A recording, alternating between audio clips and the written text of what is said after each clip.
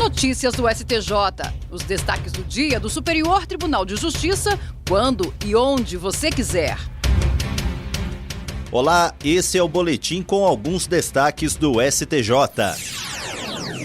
A Corte Especial do Superior Tribunal de Justiça iniciou o julgamento da ação penal contra José Gomes Graciosa, conselheiro do Tribunal de Contas do Estado do Rio de Janeiro, e da esposa dele, Flávia Graciosa. Ambos são acusados de lavagem de dinheiro e ocultação de ativos. A relatora do caso, ministra Isabel Galotti, votou pela condenação do casal e pela devolução dos valores envolvidos, afastando a reparação por dano moral coletivo por entender que isso deve ser tratado em ação civil. A ministra propôs pena de 21 anos e 8 meses para José em regime fechado e 3 anos e 8 meses para Flávia em regime aberto.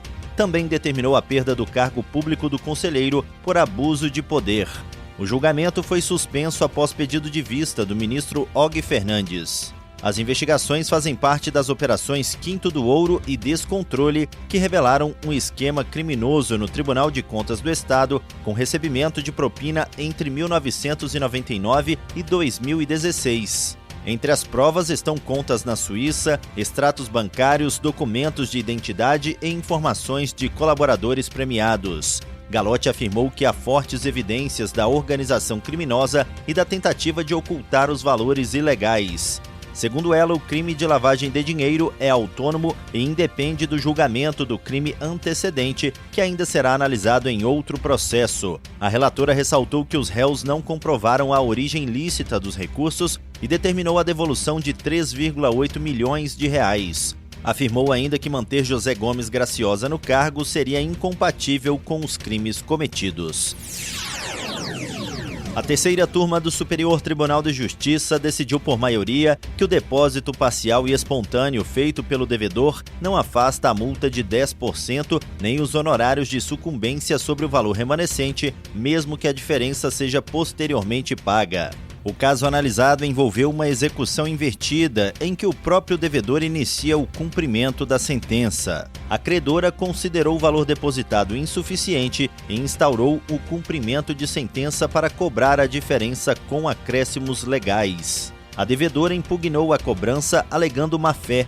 O Tribunal de Justiça de São Paulo decidiu a favor da devedora, mas a exequente recorreu ao STJ e o colegiado da terceira turma deu provimento. A ministra Nancy Andrighi, cujo voto prevaleceu no julgamento, afirmou que a execução invertida, embora moralmente aceitável, não comprova automaticamente boa-fé e pode ser usada para retardar o cumprimento da obrigação.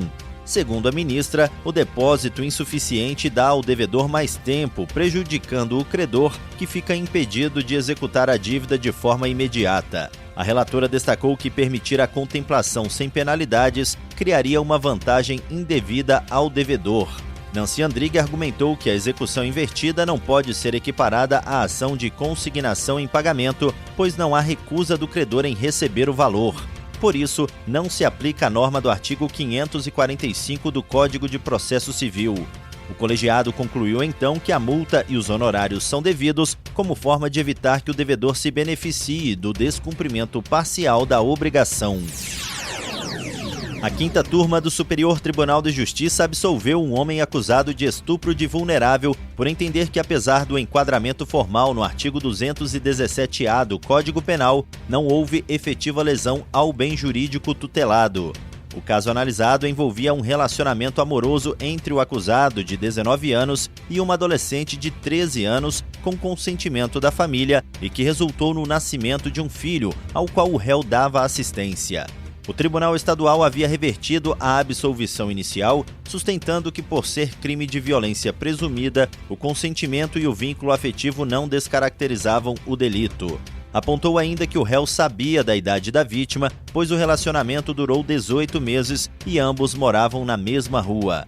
Entretanto, o STJ aplicou a técnica da distinção e entendeu que, embora a súmula 593 do tribunal presuma vulnerabilidade absoluta para menores de 14 anos, é necessário analisar as circunstâncias concretas.